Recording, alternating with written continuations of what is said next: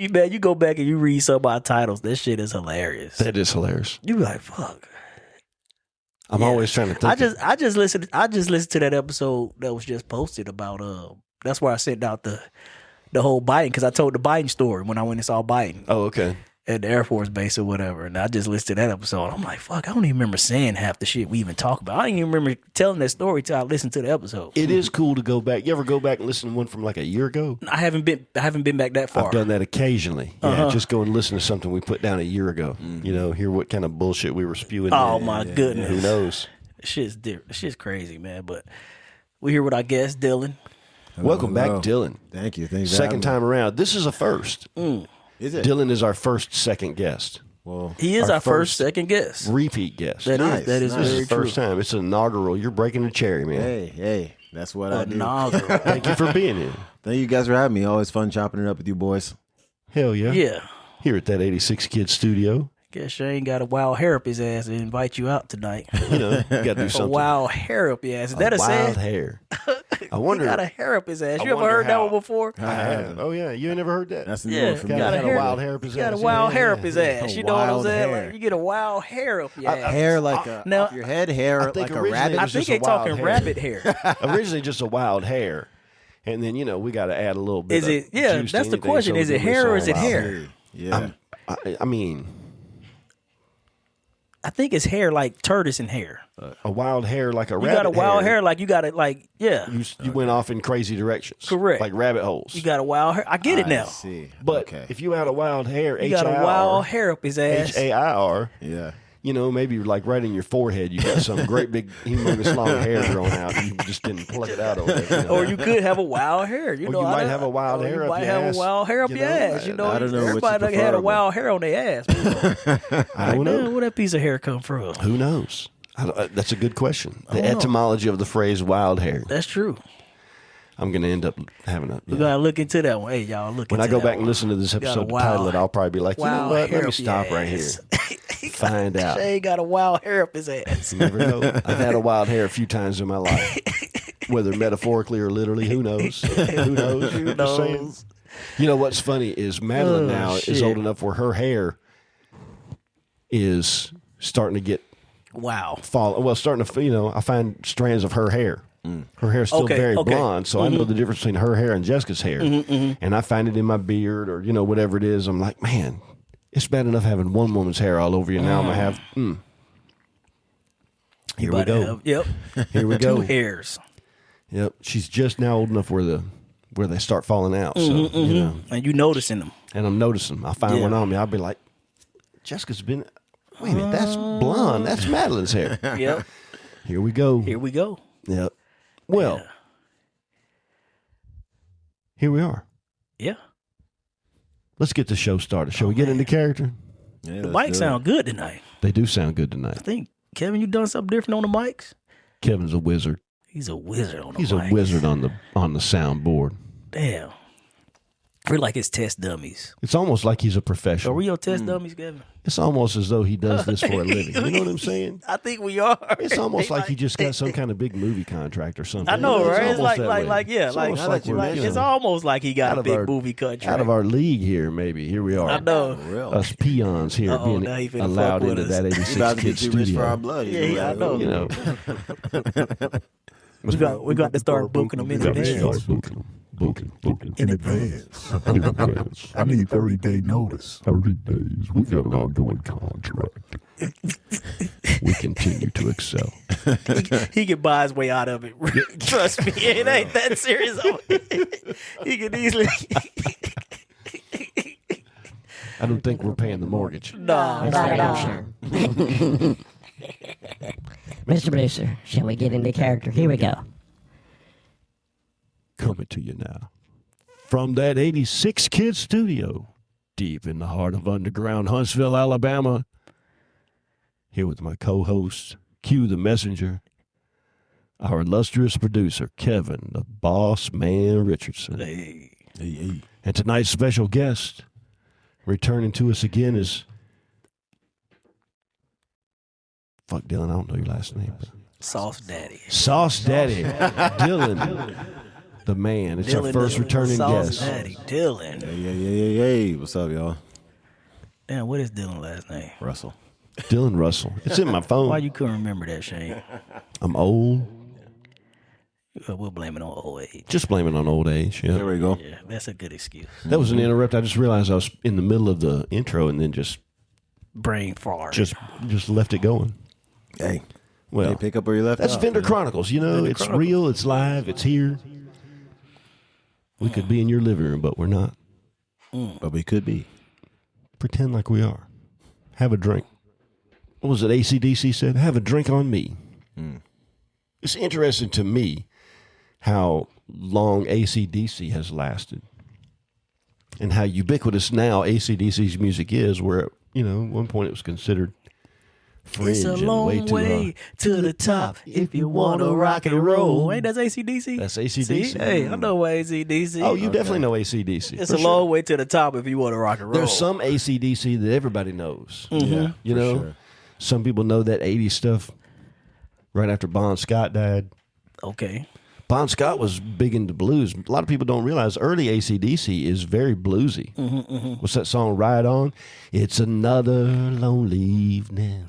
Boom, ba-dum, ba-dum, in another lonely town. That was Bon Scott. A lot of people also don't know that Bon Scott often performed in drag early on. Oh, my. I don't know what his deal was. And if you listen to his music before AC/DC, it was almost folksy. Perform drag. I mean, he Folksy was wearing drag. a dress. I don't think he was pretending to be a girl. He was just wearing a dress. Hell, I don't know. Maybe he had really big balls. No, he probably had pantyhose. That's another AC/DC song. Big Balls. You ever heard that song? I don't know. Big Balls by AC/DC. My balls are always bouncing to the left and to the right. It's my belief that my big balls should be held every night. Hey. It's a whole song about double entendre. He's acting like he's having a, you know, some balls are held for charity and some for fancy dress. Oh. But when they're held for pleasure, they're the balls that I like best. Oh, I'm going to look up that one. Okay. Big Balls, that's hilarious. Big Balls by It's hilarious. AC/DC. It is hilarious. Yeah, Yep. it sounds like a fun song. You got to have big balls. And, of course, what was Whole Lot of Rosie? You know Whole Lot of Rosie, right? Let me tell you a story about a woman I know. When it comes to loving, she really steals the show. She ain't exactly pretty. She ain't exactly small. She's 42, 39, 56. You could say she's got it all. Whole Lot of Rosie. And when they play that song in concert, they got this big inflatable fat woman that comes up like, you know, 2 stories high or whatever, some great big humongous in a, you know, in a little polka dot Are bikini. they It's still performing? AC/DC? Are they still around? Yeah. What? Yeah. The original guys, you know, Bon Scott was the original singer. Right. And he died of alcohol poisoning back in Dang.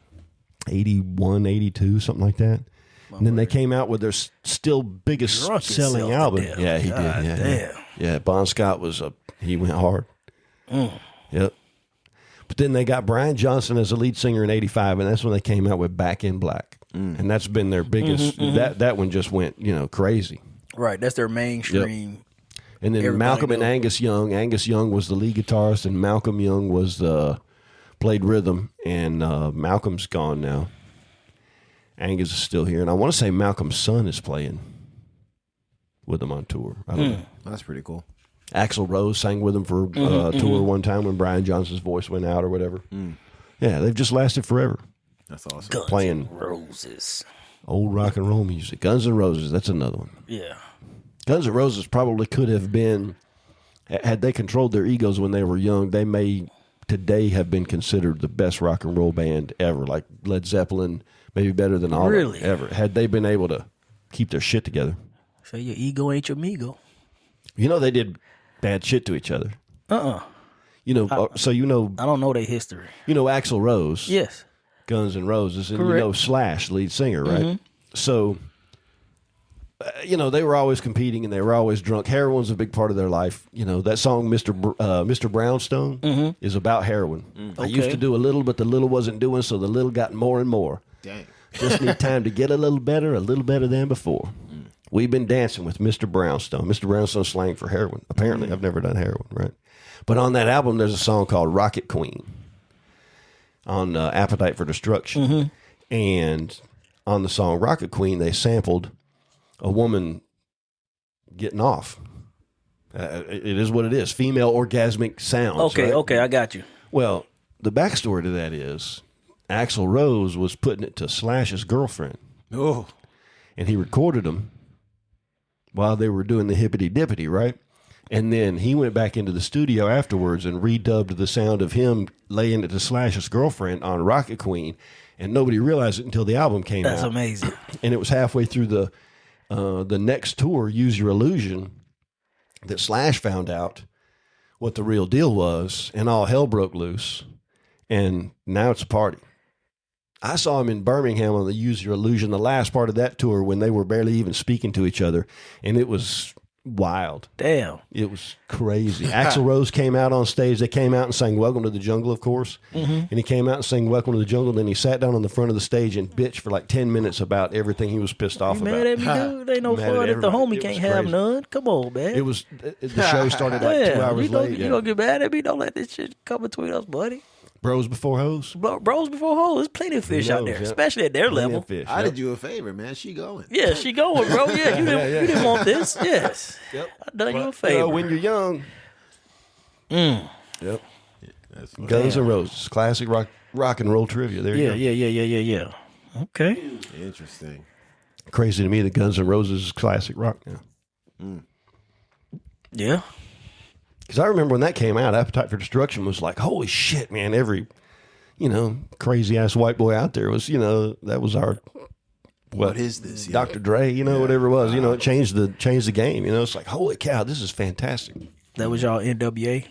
You had Bon Jovi came out, and they were all, before then, 2 out of hard 3 rock ain't was bad. always, Bon Jovi. snarling and, making grimacing faces or whatever. And then Bon Jovi came out and made it attractive to the ladies. They put on tight leather pants and started smiling and shaking their asses on stage.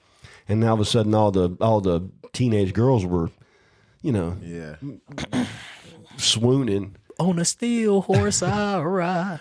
Want it, Want it. dead or alive. That's a good one. I was It fucking is a Bon good Jovi back in the day. Uh-huh. They got Oh, some you solid. you, I you still was like feeling Bon Bon Jovi. Jovi? Oh, I love Bon Jovi. Yeah, I Bon still Jovi like Bon was Jovi. all I'm right. gonna be honest Bon with Jovi's you. solid, Yeah, I still like it. Bon Jovi. Yep. Damn. What was Some that? classics? That song you did? No, 2 out of 3 ain't bad. It's Meatloaf. Ain't That's it? Meatloaf. That's Meatloaf. I That ain't still Bon like some Jovi. Meatloaf, Yeah, I too. like Meatloaf too. Yeah, I just thought about it. I was like, fuck, I said 2 out of 3. That ain't Bon Jovi. You know that Meatloaf song, "Paradise by the Dashboard Light"? How it go? Paradise by the dashboard light. It's a song about I didn't think I heard that one. paradise If I heard, I don't by remember. the dashboard light. We're gonna go all the way tonight. We're gonna go all the way tonight. It's about a boy anticipating having sex with his girlfriend for the first time in the I thought it car. was about a road trip. So paradise by the dashboard light. Oh, so the girlfriend is paradise. well sex with her. yeah, sex it's with the gonna be his girlfriend is first time, paradise. Yeah, in the car. Yeah. Okay. Okay. And in the middle of it, there's an interlude. If you got my wife and I drunk enough, we could give you a fun little show. no, it's okay. You got to listen to You the, can keep the Paradise by the Dashboard Light. Don't give us a show, Shane. I don't want to see no. No, I never look at Jessica the same. You gotta get in the van No, but there's an interlude in it where there's like a scene between a man and a woman, and she's like, stop right there. I might be mixing my Meatloaf songs. Mm-hmm. I like, whatever. I done dug a hole now. Yeah, you have. You can climb your way out of it. Climb my way out. Climb your way Hell, out it's of it. Meatloaf, man. It's Back in the Meatloaf. day, yeah. You got to be, at least drinking to listen to Meatloaf. Yeah. There. Guilty pleasures of music from when I was, you think about the music that you listened to as you were becoming an adult. Late teens, early 20s. Most of us pretty silly. None of us were listening to really, life-altering music. Probably. Yeah, I listen to that shit now. It sound like I see what the old folks say. Sound like damn shoes in the dryer. Like, But you still listen to it though, right? I mean, that was the, whatever it is. What they say, Leilani? What they say? Oh, okay, I get it. Yeah. Fuck. My ear ain't tuned no more. My ear ain't to the streets. Yeah. I mean, I grew up listening to like 80s pop music. Mm-hmm. When I was Like young. what? Give us an example. Man. So when I was younger, I used to watch they'd have these top 100 hits of the 80s just running on VH1. So, yeah. I mean, Duran Duran, Billy Ocean. Man, I love Billy Ocean. Caribbean Queen. Ooh, yeah. I'll sing that. Caribbean I'll play Queen. that song till this day. Okay. I love Caribbean Queen. But Hall and Oates. Hall & Oates. We were talking about Hall & Oates recently. Not too long ago, yeah. Yeah, so that's the stuff that I was kind of listening to when I was younger. Although obviously I was really big on rap and like current rock when I was younger too. But my mom was always really big on 80s music, and that really was something that was imprinted on me as well. So 80s music. White Snake, I still remember that White Snake. White Snake. White Snake's pretty good. Yeah, White Snake's White pretty Snake good. is good. Yeah, that's good music. And that was David Coverdale. I couldn't give Was you the lead name singer of of the White members, Snake. but I know White Snake though. I'll give you a little piece of trivia there. band member names. When Van Halen was breaking up with David Lee Roth, sending him on his way, they were trying to figure out who they wanted to be. And of course, they eventually went with Sammy Hagar for their lead singer, and came out with all that 80s, late 80s Van Halen stuff, a lot of synthesizers and 5150 and whatever, culminating with Balance, and then they did their own thing. But before Sammy Hagar, they wanted David Coverdale, the lead singer from Whitesnake. And I guess I'm pretty sure it was his decision. I don't think he wanted to be a part of what they had going on. They were pretty heavy into drugs. Van Halen was. Eddie Van Halen, he was, yeah. They say Alex broke his hip one time and didn't know it for 6 years because he was so fucked up. They finally did some x-rays, and they were like, you got a broken hip a long time ago? He's like, I remember falling back in the, whatever it was. Yeah. And I guess David Coverdale didn't want anything to do with that. Sammy Hagar had problems with it too. Right. But, if you listen to Whitesnake, that voice, in the still of the night, I hear the wolf howl, honey. That could have been like an 80s announcer. Life of a rock star. Interesting what Van Halen would have been had it been him instead of Sammy Hagar. Yeah, I like the Sammy Hagar Van Halen, but never know what it'd been with David Coverdale. I don't know. Interesting piece of trivia. Yeah, from the 80s. Actually, I do have a bit of a funny story. Do you guys know who Montel Jordan is? That name sounds familiar. He's a like 90s R&B singer. Okay. Girl, if it's all right, I got a girl with it. But whatever. What's the the song? I don't know. what's the main window that everybody knows? 90s R&B wouldn't have been my thing, probably. I can't think of how the song goes. I can't remember.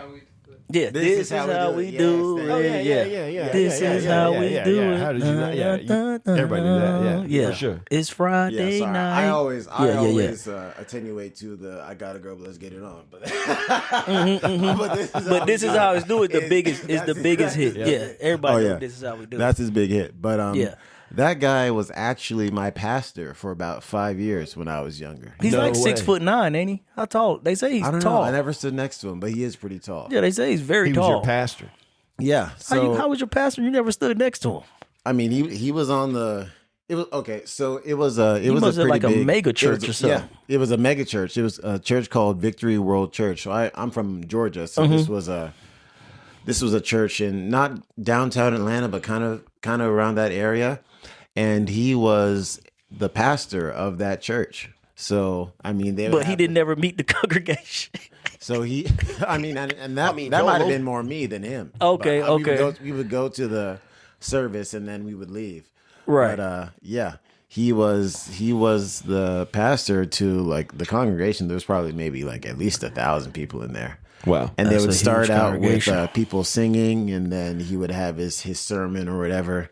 And I would always be in there, just like, gosh, will you please? I understand that you're safe now, but will you please play the hits just one time? Just play the hits one time. Just one time. And it's not like he was past it, because he would do like, he would write books and he would make the names like weird little play on words off of his hits, right?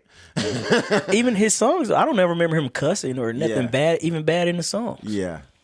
But so he would always like be coy and play about it when he like was trying to sell a book, but he would never. I was like, man, just bust it out one time, Please. Come on, man, lead the choir one time. But yeah, That's that was always. fantastic. I didn't know he pastored a church. Wow. Okay. I always thought that was Montel funny. Jordan, pastor of a church. Yeah, In Atlanta. yeah. After being a big star. After being a big star. Now he's hustling people. I mean, he might be Ties and making more offer. money now. He might be on probably ties Might and be offers. making more money shit. now. Yeah. Now he a pulpit hustler. 1,000 people. 1,000 people. I mean, he was a pretty good pastor from what I remember. I mean, I was 12, 13, so I really wasn't paying much attention, Right. to be honest. I was mad I was missing Saturday morning cartoons, but Saturday morning. What was it? A 7-day Adventist. 7-day Adventist type church? I think it was Saturday. I mean, to be honest, I can't even remember. It might have been Saturday. It might have been Sunday. Oh. Either morning, I was mad. 7-day, the only ones that do Saturday. I see. The Sabbath. I Well, know of. I guess And it some was probably Sunday. people think do. there's some Probably Sunday. Baptists Some also Baptists do, that do 'cause Saturday service. Saturday or is what the have Sabbath. Saturday is the, I guess, calendar. Weekly Sabbath. Saturday. Yeah. But yeah, Sabbath Montel on the Jordan Sabbath. was in there spreading the good word. you. Spreading the good word. I bet, man. Okay. Good for him. Yeah. Whatever keeps you motivated. Whatever keeps you motivated. Whatever keeps you motivated. Yeah. Wow. What have we got to talk about this week, man? We want to talk about the news. Is anything in the news anybody wants to? What are you keeping an eye on right now, Dylan? Man, This is to be Dyllan honest, Russell from Sauce Daddy, by the way. to Dyllan be Russell. honest, I've been pretty unplugged, man. When it comes to stuff that I've been kind of exposed to, man, I guess like the Maduro stuff. It's all been tangential though. I guess the most recent thing has been just like this whole Epstein file stuff that's just been plaguing the internet. But I don't even know anything about that, to be honest. I'm not watching a whole lot of it, Yeah, but and I'm It not sure is. that's something we want to dive into. I don't know if we know enough. You know, Yeah. I saw Bill Gates was trying to give his wife I did see that. antibiotics because he caught something from somebody, and so he was trying to figure out a way to sneak antibiotics to his wife. So And let's just talk about how did he need to even send an email about that? You can't. There's got to be easier ways. that was all this Well, on bro, you could afford an in-home doctor. I was all that on paper. Yeah. I don't know. Like, damn. But I mean, a lot of those tech guys are like that. Like, if it's not in front of a computer or doing some code, they've got no capabilities. Right? Yeah, for sure. So, Well, he might have been looking for a friend. Like, and I at need that some help. level, you have been so isolated from the daily, the minutia of daily responsibility has been. It's just not even part of your universe. Yeah. You know, when you're Bill Gates, you know, like that old thing about politicians not knowing how much eggs cost. It's way beyond that. Like they don't know how much a car costs. You know. And who knows? Maybe he didn't want to show up in the clinic somewhere and have someone be like, "Oh, I saw Bill Gates at the at the Department of Health last week." Bill Gates had to clap. But still, you're a billionaire, man. Bill Like Gates you got should the- have some kind got of the clap. envoy. Yeah. But- Something that doesn't need to be. You know. But aside from that, man, I don't know. To be honest, I've kind of been keeping my head to the ground. I've had so many other things that I've had to really Working focus people on. don't know the local gossip. You Yeah. know, we might catch the top of it, but you know, if you're busy hustling and popping or making, whatever it is you're doing, you don't have time to worry about the gossip. Yeah, to You really hear get the in highlights, weeds. you're like, man, these crazy motherfuckers. Let me go make some whatever it is I'm making. You know, I don't know. What you think about ICE? That's the one I really want to ask about. What you think about ICE? That's a mixed bag there. So I guess when it comes to the concept of it, that's something I understand and agree with. But then I guess it always comes down to implementation, right? And I guess from some of the stuff that I have been seeing, it's been like this is a little wild. But I mean, that's another thing where it's like everything I've been hearing about is so tangential. Like you hear about some of the things where people are getting pulled out of like schools and all that stuff. It's like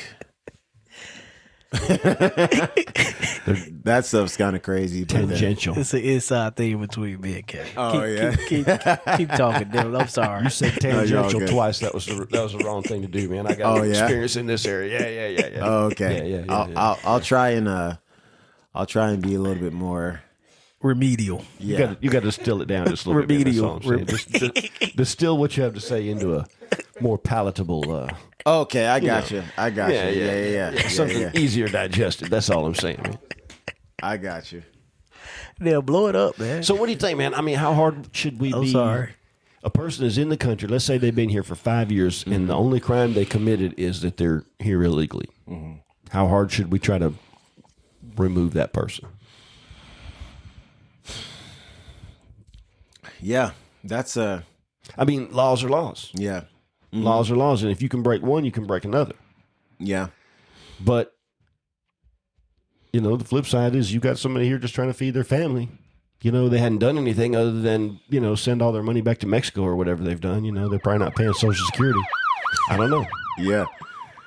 I mean, when it comes to, I always kind of look at it as the allocation of resource, right? You only have so many dollars, so many man hours, so many people that you can put towards something. What are you going to focus those resources on? So I would probably focus those resources on violent offenders, people committing crimes. Probably some sort of variable about time in there. If it's something where it's like you just came across the border, like, I'm sorry, bro, you got to go back. But if it's someone who's been here 10, 15 years, nonviolent, they've got kids here, the only place they've ever been, I don't know. But sorry about that. It's tough when you start adding the kids in. It is. And what do you do with the kids? There's a few things about this one though. I don't know. I got a couple comments. Q, what say you? Miriam. You've been I'm just He's watching. bubbling. I'm just watching the show. Yeah. Here's what I'm going to say, man. I Couple don't. things. I would say this. I don't care either way. Whether we send them home or whether we let them stay here. I don't care, Shane. I'm enjoying the show. You talking about the I say nonviolent. watching the show. I'm enjoying the show. Right. Actually, You talking about the nonviolent ones. any one of them. Hey, talk to me about the show. What's the show? Hispanics don't bother me. Yeah. Oh, I Either, don't- whether they here, they can be here or not be here. It don't have no bearing or effect on my life. Well, that's something that I'm very interested in, because when I hear illegal immigrants, right, I feel like what I picture in my mind, and maybe a lot of other people do, let's say 10 million, there's 10 million illegal immigrants that came across the border these past 2 years. In my head, I'm like, okay, 10 million Mexicans came across the It's more, border, but it is not more. Mexicans. But we assume Mexicans though.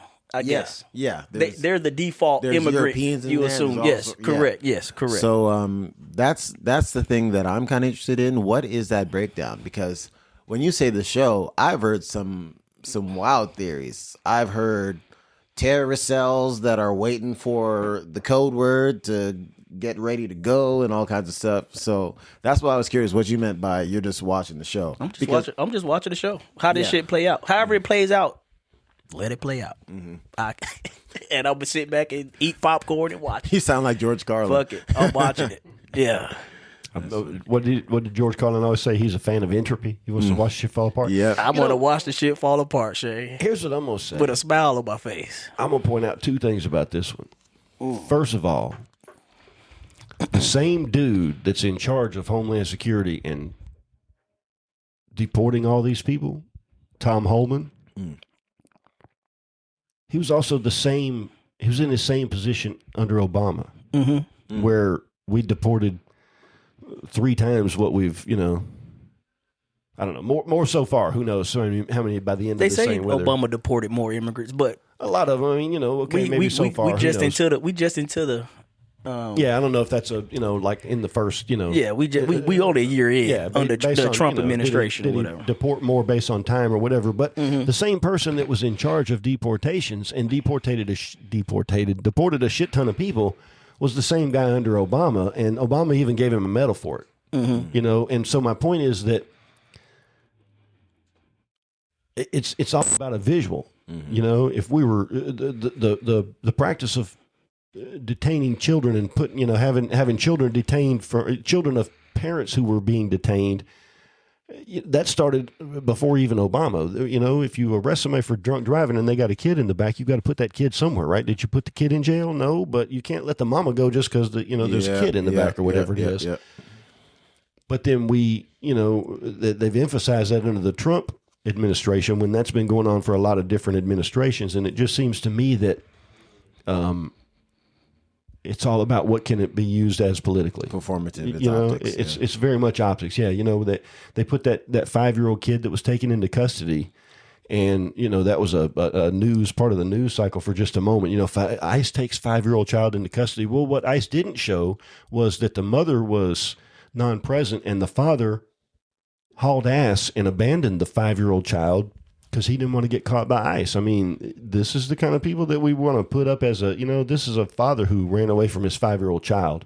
I'm not running away from my child no matter what. They may take me, but they're going to take both of us or whatever, That's this guy was put up as an example of what ICE is doing wrong. It's like, this punk ass little bitch just ran away from his child. What kind of father are you, But here's the other thing. Didn't we just expose a humongous ring of government fraud going to, where was this going? Wasn't that Minneapolis? Somali community. Wasn't it right there in the middle of where now we're bitching about ICE coming in and doing raids and everything? It just seems like it's very convenient. Remember when Janet Jackson showed her nipple at the Super Bowl? And it was very conveniently right in the middle of her brother's trial. It took a lot of the spotlight off of him. I didn't know that. Now, all of a sudden, we've got these ICE raids, and we've got people being, from what I've seen, a lot of people being bussed in from other states to stage these protests and to make a bunch of noise and everything. And now, all of a sudden, nobody's talking about the billions of dollars in fraud that were going to these fake Somali daycares. And you got Tim Waltz on national TV talking about ICE must be, no ICE, whatever, get rid of ICE. Dude, why aren't you talking about the $16 billion worth of fraud that's been going right there into your state under your nose? Is it because you're part of it, maybe? And so maybe you're making a big deal of ICE because it's a big smoke screen? Mm-hmm. And I think if we've said one thing a million times... Smoke screen of what, though? To cover up the billions of fraud going to the Somali... Who gave them the billions of dollars? The government.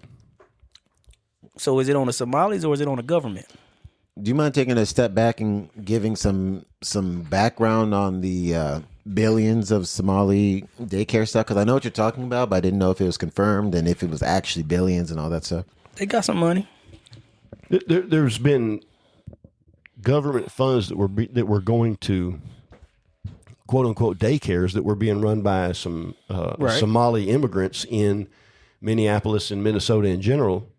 That turns out there was no daycare run there at all. It was a closed building. There were no kids, no nothing. This was an independent journalist, local journalist, that broke this story. And then as soon as that story breaks, all of a sudden we start seeing these protests in the same area for ICE, and then we find out a lot of these people are being bussed in. They're being paid to come and stage these protests. And it just seems like, to me, it's a big smokescreen for the fraud that was uncovered. Listen, the fraud. Oh, I guess when you say the fraud uncovered, government subsidy money. Going to fund non-existent daycares. Correct. What was the incentive of whoever was funding the fraud, whoever was committing the fraud? What was their incentive to even give the Somalis the money? So say $16 billion was going to the Somalis. How much money they got, I guess, rotted away? That's exactly my point. To whoever pockets. Exactly the people who actually pulling the strings. To whoever's pulling the strings. Okay, yeah, exactly. we fit like maybe give Tim Waltz, the governor, who got beaten by Trump in the election soundly, as I might, he was running for vice president. Did he get any money out of this $16 billion? That's him and a whole bunch of other high-level government officials in Minneapolis. I'm not saying that none of that's been proven. I'm just saying that as soon as the spotlight started being shown on this state for massive government fraud, now all of a sudden there's nationwide sparked protests in the same exact place where this fraud was just discovered before we could really start following the money trail and finding out what really happened there. Now all of a sudden the focus has shifted to these ICE raids. It seems like a smokescreen. Follow the money. You can always find out what's going on by following the money. And in this case, what's the biggest amount of money that's being involved here? It's the government waste or the government fraud that's going to these non-existent daycare companies. That's where the money is. Does that make sense? I don't know. It makes total sense. Yeah. I don't know. I'm not saying that's exactly what happened, but it's a magician's trick. it's a magician's trick. Magician's trick. You put a pretty girl in a low cut Over here, dress, yeah. and everybody watches And that. it's not you the know? first time they've done it. They do it every 8 months. Of course. Yeah. Of course. You know, and when you start seeing a big social unrest like that, and then you start seeing evidence of these are paid protesters. Or they might need just to straight find up out why work is for the CIA, like they did at January 6th. Could be. Maybe maybe the Somali daycare is a smokescreen for something else, like the Iran-Contra affair or whatever that might be going on. Who knows? You know what I'm saying? There could be. I'm so pretty many sure all layers that to money this. didn't end up in Somali's hands. Of course not. Yeah, No, we of course fucked. Yeah, not. this is where the money went to. Somebody was bribing and somebody was paying off Correct. politicians. All to that look money the other didn't way. end up Oh, for sure. Yeah, in yeah, the yeah. Somali's For sure. hands. For sure. And then now all of a sudden, the only thing you can see the Minnesota politicians talking about are these ICE raids that are, you know, supposedly coming in and separating children from their families. And, you know, when you dig a little deeper, you find out there's a whole bunch of money that's being covered up somewhere. I don't know. I don't know. I wish they would have funneled some my way. Wish they would have funneled some my way. That's it. the world we live in, though. Yeah, yeah.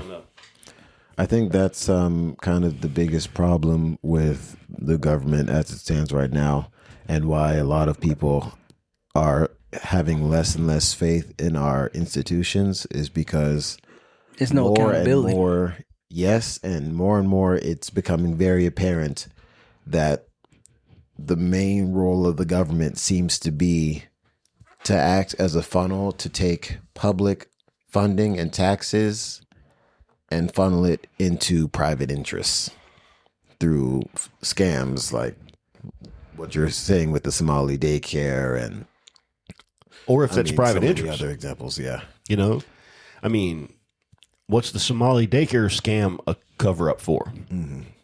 Where's that money really going? You know, I mean, I'm not old enough to remember some of the stuff from the 40s and 50s, and a lot of that stuff is never going to come out. But I mean, even in my day, you know, we found out the whole Iran-Contra thing. You know, we put Oliver North on trial for, you know, gun running and all the different things that he did, and we find out, well, that was a whole smokescreen for us trying to overthrow the government of Iran, or to at least install a regime that was friendly to our interests in there. You know, we talked about on the podcast what we did in Iran back in the 50s. You know, we took a country that was thriving and that was turning more towards capitalism, and we, you know, we affected a regime change, and now look at it. And now they're one of our worst enemies, and now we're having to pay the price for that years and years later. You know, I don't know. Anytime I start seeing all that kind of big fraud, I start thinking, what's really, really behind it? Keep asking why until you find out where did the money really go. You know, I don't know. And I mean, the answer is almost always has got to be for money. I mean, we're in a capitalistic system. So at the end of the day, someone's got to be making money It all somewhere. comes down to the money. Yeah. Is money scarce? No. I don't think so. I don't think so either. Money isn't even real anymore. It's not. Money Never has you been. put button. Well, I mean, it used to be. I feel like when it was backed by gold or By like the real gold stuff like standard. that. But now that is just pure digital money. It's just someone putting in. And they can print it off at will. Yeah, that's why it annoys me every time I have to pay transfer fees. Why am I paying you money? Why am I paying you $25 to wire digital dollars? It's just numbers that you're putting on my screen onto someone else's. It's nothing. Nothing is real. But somehow we're getting nickeled and dimed for every transaction. It's just Is that why you think crypto gonna eventually? Honestly, no, I do not. I don't think so. Take the place of dollar? Oh yes, I do think that is going to happen. Yeah, Yeah, like We're it's gonna go to- eventually- some sort of is it something DC something? I can't remember. I think Bitcoin is going to be essentially A like digital the currency, new, basically. We're going to have like a United States digital currency, whatever they're going to call it, and it's going to be backed by Bitcoin or whatever new commodity or resource they're going to say is real for the time being. So what's going to be the currency on the street? Because there's always going to be a currency on the street. It's gonna be all electronic You mean, transaction. like physical. I don't think it's gonna be a What are they physical. There's always Now we can arrange something physical. Like, look, hey Shane, I need a train. How about I give you 10 bags of popcorn for a train. You get what I'm saying? We can always do that barter system between us. Sure. But I don't know. I think there's always going to be, it may be gold, some kind of precious metal or whatever, but I think there's always going to be some kind of a physical currency. Who got physical gold, though? Yeah, they say gold price is going. Who the fuck's walking around with a gold bar, gold coin? No one's minting a gold coin. No one's walking around with a bar. Maybe you cut off a piece of, Ain't nobody doing that. You got to think about the cultural zeitgeist, too, though. People are too lazy to be doing that. Ain't nobody doing that shit. The point just being that there's going to be some kind of a physical currency that people can... Gold don't even have no value at the end of the day. Gold's not going to help me live.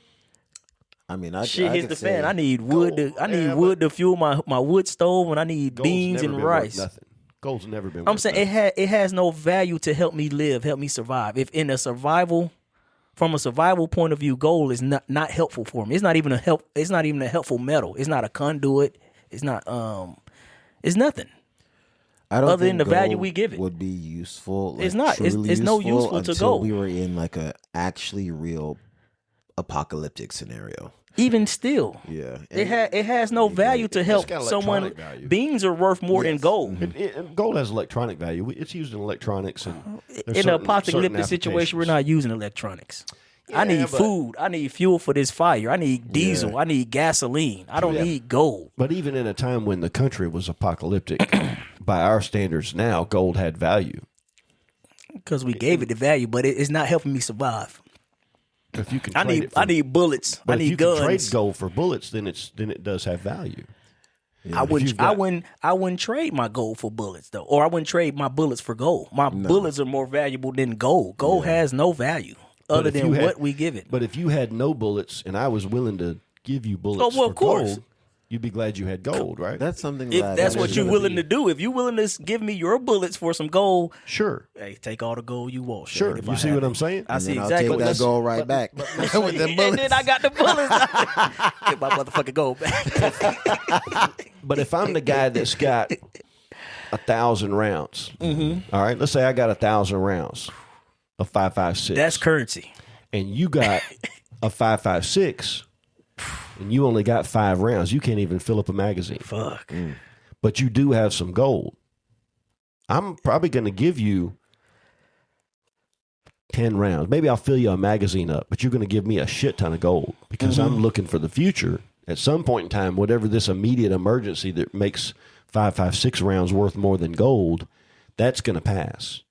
And when that does pass, I'm still going to have the gold, and as long as people will continue to value that gold. But you're betting on the fact that people have always valued gold. If you got any sense, that gold has no fucking value. Why is gold valuable? Why is it? Gold's valuable. I've always been so interested in that. Because it's scarce. It's not scarce.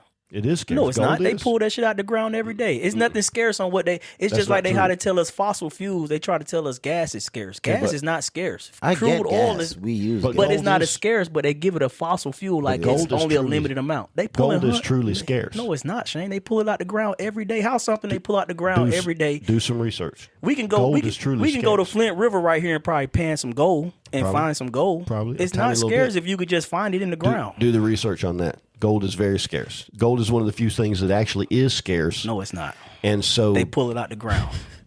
How much gold has been mined in the tons? Okay, tons of it. What is tons? Tons. But I'm just 2,000 pounds is a ton, so I'm saying tons. So how many pounds? How many tons? I don't know, Shay. I'm telling you. What I'm telling you is they pull it out the ground every day. How scarce is it if they can go and extract it out the ground every single day? Well, we can't just say that. Right? We've got to go back to when they established the gold standard. What did they see then to think, hey, this is what we're going to base the value of our fiat currency off of? Scarcity. Okay. Scarcity is the only thing that makes any. But I'm telling you, it's not scarce, Shay. Anything you can pull out the ground, but it's not. I'm telling you, it's not. You said it is. I'm telling you, in reality, it's not, and it has no value. So what's going to be the tiebreaker? Bullshit. I guess Dyllan. Well, I mean, I don't know. We go to third. We got to start asking that question. Let's do real facts. It's something that they can pull out the ground every day. Would you consider that scarce if they could just go mine it out the ground? How much can be mined? How much can be pulled? I don't know. How much has been pulled? I don't know how many. It depends on how rich the ground is with that gold. All right, so let's find out. Yeah. How many? Y'all need to have ChatGPT on standby to ask these questions too, because that's something I've always been so curious. Why was gold chosen to be the standard? Why does everyone seem to value gold so much? Because somebody dead told us it is. Yeah. And I say that the reason That's the bottom line. And I Somebody say- dead, and Shane believes I it, say the reason is because it's truly scarce. and Yeah, no. 99% Let's of the find world out what- believes it. Yeah, no, Let's find out I what- See, understand, that's true but about I'm That's what I'm serious. saying. That's true about diamonds, but it's not true about gold. Let's find out what Grok says. Diamonds aren't truly scarce. Yeah, Why has They pull gold diamonds out the ground been every day too. recognized as a fiat currency for so long? gold isn't a fiat Gold currency. hasn't papers. actually been a fiat currency. It's the opposite. Fiat money's value comes from government decree, Why like do they use dollars it to or back euros, fiat currency? without backing by a physical commodity. Gold's been valuable for millennia because it's scarce, durable, doesn't corrode, and easy to divide. Back in history, folks used it as money under systems like the gold standard, where paper notes were redeemable for actual gold. That ended mostly by the 1970s when countries ditched it for floating currencies. Still, gold's seen as a safe haven today, not because it's fiat, but due to its intrinsic worth and history. Intrinsic value. So, how scarce is gold? How much gold has been mined in the history of human? Gold's pretty scarce. There's only about 200,000 metric tons mined in all of human history, give or take. That's roughly a cube, 220 meters on each side. Most of it's still around since it doesn't wear out, sitting in jewelry, coins, or vaults. New mining adds just a few thousand tons yearly, so supply grows slowly. Is that manufactured scarcity or true scarcity? Do we only not have a lot because we choose not to mine a lot, or because there's not a lot available on the earth? So that scarcity that you talked about, is that because we have chosen not to mine much of it and therefore created scarcity, or because there's actually not much that we can actually mine? Exactly. A lot of the easy-to-reach gold's already tapped out. Most reserves are deep underground or in tough spots like oceans or asteroids. We've mined over 200,000 tons historically, but known reserves left are around 50,000 more. And extraction costs are skyrocketing with tech limits. So yeah, practical scarcity keeps the value up, not just total amount. I have a hard Interesting. time imagining in this big ass planet that anything is like truly, truly scarce. Ain't nothing scarce. But I do hear what you're saying. But even beyond that, like, I do understand that gold is scarce, but like, I'm just 2,000 years ago, whatever it was, what was the consensus to where we even wanted gold in the first place? How did we get our hands on it? Why did we want it? That's an interesting question. No one was, I mean, you were talking about how it's used for electricity or whatever. No one was doing electricity True stuff that. back then. Why did we care about gold at all? And then choose to use it as what we were going to barter with. This shiny stuff that we can't eat, we can do nothing with besides trade with other people because it Durability, has value. though, to your point, though, you can't eat it. So it's not like, if you had wheat, you can eat it all up and it's gone. Imagine Or it trading might gold rot. for a cow. Back when a fucking when cow a is? cow was, yeah. Fucking a cow? Everyone's farmers, everyone's tradesmen, whatever. I can milk. I can plow. Hey, Yeah. get this thing that can feed your whole family. Worst case scenario, I for can butcher 'em if I have generations. to. You want Yeah. this rock for it? But if you can, let's say you got a cow and you can trade it for some gold, and then you can take that gold to a royal and trade it for 20 cows Land.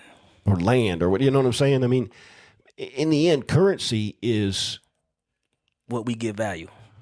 but we give it value artificially. We give it value. Yeah, Yeah, what to we your give point, value is the currency, We give like- it value because, let's say we just go on a strict barter plan, a strict barter program. Okay, we're just all going to trade goods and services. Because they say that's the trajectory, right? We were pure bartering, and then from bartering we went to Or I could trade my labor. Metals and Hey, I then- build Or you fire. can I trade build your labor. fireplaces, Shane. Winter's coming. You need a fire. You need your fireplace refinished. And you need, but I'ma let toys you for in. And I your need kids. chickens. You Go need ahead, chickens. boys, for the And I got kids. kid. Yeah. You know so what I'm here's saying? the problem: if you are a fireplace builder, and that's your I don't know only why skill. I said I build fireplace, Yeah, but yeah, that was just a whatever, stupid you know. example. Yeah, I but it came makes up sense with. though. If you you're know. a fireplace builder and that's what you know how to do, you got to find the person that not only has what you need, chickens, but also needs. He's a damn I fireplace. might have 100 chickens, but if I don't need a fireplace, then you're no good to me.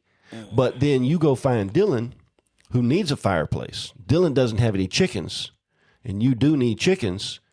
Dyllan needs a fireplace. But hold on, though, because back then, right, you wouldn't be a fireplace maker. That's too specific. You'd be a stonemason. You build homes. Okay. Anything with stone. But whatever But it I'm is, saying you'd have whatever it something is, that you could a trade. mason. Yeah. but whatever it is, Yeah. if what you have, if I don't need your services as a mason, then I got no reason to give you my chickens. But then you go to Dyllan, you say, okay, well, you do need my services as a mason. I'll build your retaining wall. Shane has the chickens that I need, but he doesn't need mason service. But what he needs is carpenter service. Dyllan, you're a carpenter, so I'll provide you masonry service. You provide Shane the carpenter service, and I get the chickens. We all happy. We all happy. What a whole bunch of fucking work. Right? And again, you got to find Needs are met, though. You got to find that triumvirate that meets Correct. all those needs on all three corners. So if you Triumvirate. so Hey, but what if we Webster. but what if we came up with I love big That's words. gonna be Shane new name, Webster. Webster? I talk in a little voice like that, Webster. I love learning a new word. But Oh, but if we just all agree that this pretty rock is worth 10 hours of work. So instead of you having to go through Dyllan and Dyllan coming to Correct. me, you can give me the shiny rock. And then that shiny rock becomes gold. And then eventually it becomes coins. And then eventually it becomes paper money. And then eventually it becomes ones and zeros in a computer, which is where we're at now. As far as why did we, there's a lot of things that have been used instead of gold. Did you know salt was once, Roman soldiers were once paid their Shit, wages salt? in salt. That make more sense to me than In gold. salt. I can eat salt. Salt make food taste a hell of a lot better. You can preserve food with salt. That's what I thought. But salt is also Yeah. a diminishing commodity. In other words, you're either going to eat it, it's going to be consumed. If you don't Most treat it definitely. right, if it gets wet, it's going to dissolve and be gone. Yep. Gold is not going to be consumed. Correct. Yeah. It's not going to dissolve in water. It's going to last forever. You know what I'm saying? I mean, when you think I about understand where you're going. when you yeah. think about some of the practical ways, if you think about it not as the substance itself having a use, the use of whatever the substance is tracking labor so that you can get chickens from me based on what you're good at. And now, not only that, but you're a stonemason. You don't have to branch out into a million different, you don't have to be a chicken keeper and a blacksmith and all the other things. You can just be the best damn stonemason you can possibly be. Well, I'm not going to be able to compete with that. I'm a chicken raiser. I make some damn good chickens. My chickens are going to be the fattest and the plumpest and the best egg-laying chickens you've ever seen. But if I can focus on making real good chickens and you can focus on being a real good stonemason, then between us, we can come up with something. And if we Correct. figure out a way to barter that doesn't mean, there's only so many chickens you need, only so many stonemasons I need. So we came up with then coins became the thing. It doesn't have to be actually worth anything in and of itself, but if it's something that's easy to get, salt, for instance. Okay, well, somebody finds a salt mine. There's tons of it in there. You mine tons of salt, and now that's no good for a currency anymore because one person, found a bunch of it. But the fact that there's relatively little gold that we can actually get means that if we place an artificial value on it, it's going to hold that value because somebody's not going to be able to flood the market with I understand. a ton of it that they just find somewhere. But how did we come to gold in the first place? Well, fuck if I know. Yeah. Yeah. Millions of years of evolution. There's some interesting theories there as well. I've heard people think that aliens bioengineered us to think gold is valuable because they actually just wanted us to mine it from the earth and stuff like that. Have you guys heard that? I can believe it. Yeah, that's like Book of Enoch stuff where they Right. think that aliens put us here and engineered us so that we would mine gold for them and all kinds of stuff. But That makes as much sense as anything else, though, does it not? We are engineered. We created. yeah, but Who created us? I don't know. Who knows? Are they still paying attention? I don't think we came from an amoeba. or whatever the fuck a single L organism is. Fuck. Yeah. I mean, I don't know. Yeah. Crawled from the slime. Crawl from the slime. Primordial ooze. Yeah, primordial Primordial ooze. We just crawled out that motherfucker, bitch. But And what if- became what we are. What if whatever created us, that's the way they created us? I think I saw something earlier today where they talk about Trump say he's going to release alien files or some shit.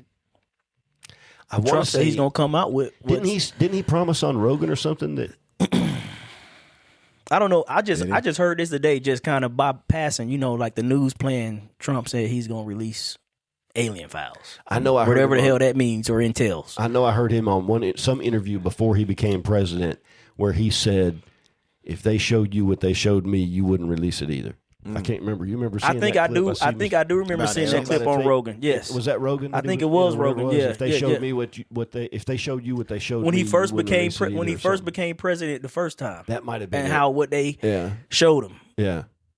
I think yes, there's some shit out there. Look, Yeah. if that's true, what is so huge that even Trump won't? I mean, you know what I'm saying? Like, he'll say any damn thing. You know, he grab him by the pussy or whatever. You know, what's so big that even Trump is like, I don't know, guys. You might need to keep this one quiet. What you know? I mean, to be fair to Trump, he was, he did not know he was being recorded. That was a little locker room talk. Oh, you The talking about grab him by the pussy. Yeah, grab him by the pussy. Okay.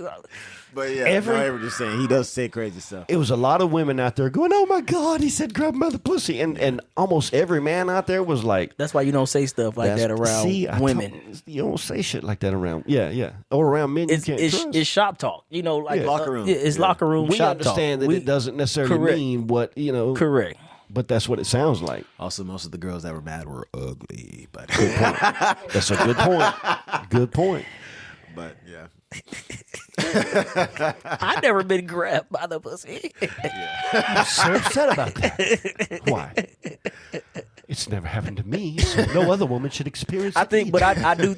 I do think scarcity is manufactured to keep people in their loops. I think that's the case on a lot of things, like diamonds. Yep. De Diamonds Beers. are, the De Beers company, that goes pretty deep too. And I think that's definitely a manufactured scarcity. But I think when it comes to gold, I think gold is one of the few things that is the real deal. And so that's why it's always been used as I said a fiat currency, but you're right. That's a completely opposite of what gold is. Well, I mean, the way that you described it, it might as well be fiat. It's just something that we chose to assign value to. True. And in that way, I And suppose no one it is. has. I can go buy gold right now, but I would never physically have it. Yeah. I still own it in zeros and People have ones. shares of gold. Yeah, I still you owns can- it in. You can buy physical gold Yeah. and have it in your safe. I know You I know can. quite a few people that You have can, physical. but most people who buy gold, they don't physically get it. They buy shares of I gold. buy shares of online. gold, and they Yeah. say I There's a have lot this people amount of doing that, gold but I'm just in just zeros telling- and ones. I personally know of. I'm not gonna put anybody on blast, but I personally know. What is it doing for? I Hey, mean, they got it. it's a They hedge got it against buried whatever. in the- They Buried I in don't the know what is backyard it. Waiting for a rainy day. I guess so. But a rainy day, I'm not giving you nothing for gold. Oh, fair. If I got it, if but I there got are- my bullets, I got there my are- beans, my rice, But there are people who will. my potted meat, I'm not. You're not for sure. I'm but just there saying but I'm there are not. people who Because I will. know what's Yeah. really valuable. Yeah. Us fucking eating a hot meal every night. And Okay, but having wood so for this fireplace. in my personal situation, all right, the shit hits the fan. right. Me personally, okay, These bullets, I go hunter rabbit. I have enough bullets. I'm not going to have to be looking for ammunition. Ammo. I'm going to be okay. Yeah. I'm not going to have to be looking for firearms. I got, let's be as discreet as we possibly can here, but there's not a deficit of that in my personal life. We're in and the Alabama, fact of yeah. the matter is, if you came to me, listen, I know what your situation is, Q, but let's say, Dylan, I don't know exactly what your personal gun ownership situation is, so we'll leave it at that. But let's say it is the apocalypse, and you came to me and said, Shane, man, I need something. I need something. I need something. You And got something for me? I got nothing. You got something for me? Like, yeah, bro. My man. But what you got for me? Yeah, I would it's straight up quid pro quo at this It's point. going to be quid pro quo. Now, I got what I need. I got MREs, my family, whatever. We done built our little compound, so we got each other's back food-wise, whatever it may be. I have an excess of something that's a commodity, a gun. I'm definitely going to be looking at some, you got a gold bar? wait a minute, you got that $10,000 gold bar. Yeah, okay. Now the situation changes, People but gonna be liquidating. I'm going to take the them gold assets, bar. yeah. In my excess, I'm going to take the gold bar, help out my friend, but I'm also going to have one eye on. I believe that eventually this apocalypse is going to be over, and gold has always been. If I worth could hold something. on to this bar, Yeah. So that my point just simply being that who would be willing to do that, And as you look at it that way, I bet you're thinking about your own safe, going, for a $10,000 gold bar, I got something I'd be willing to give up for that. hypothetically speaking, though, say you starving, you would give up that 10,000 gold bar for a can of beans. Damn straight. Yeah. Damn straight. So the market- how much value is that gold determines bar when value. it comes to when your stomach's touching your back? But I mean, and the my market kids need to eat. determines value regardless. But if your kids' stomachs are touching your always depends. Yeah. Circumstance always. If your Yes. stomach's touching your back, you're gonna be glad you did have that gold bar. What's more valuable, that gold bar or a can of beans? Yep. You're gonna be glad you had it. Oh, goddamn right. Hey, we Glad need that you had can of it. beans. Yep. I don't know. I just say all this. I'm trying to make a point that they manufacture scarcity, especially with, let's just say, dollars, with fiat currency, because the true value is in your labor, not what that dollar's really worth. The time, yeah, it's Your time and labor. That's where the true value is. it's a metric of your time spent. Yeah. I don't know if I agree with that. Yeah. Agree with what? Labor is not the ultimate. You work for the dollar. You go put in your labor. We go to these markets every damn weekend because we want the dollar. That dollar's value is really meaningless. True that. I agree with that for sure. But For what we giving up for. labor is not the ultimate. And your labor, I'm talking the people that pull strings and controls everything. Okay. The people that says we got to earn dollars. Okay. They got all the dollars in the world. They don't give a fuck about dollars. They care Right. about your labor. I want your labor. Okay. They don't even operate in dollars. They For operate sure. in assets. Yeah. Yes. They I have need you to go real build things. houses before I Yeah. can have assets. Yeah.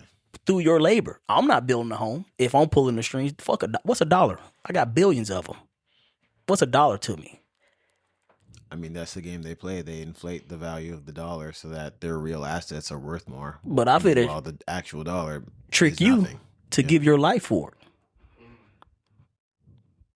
For something that really has no value. Other than the value that I assign to it. And that you believe it has. It's the value of anything.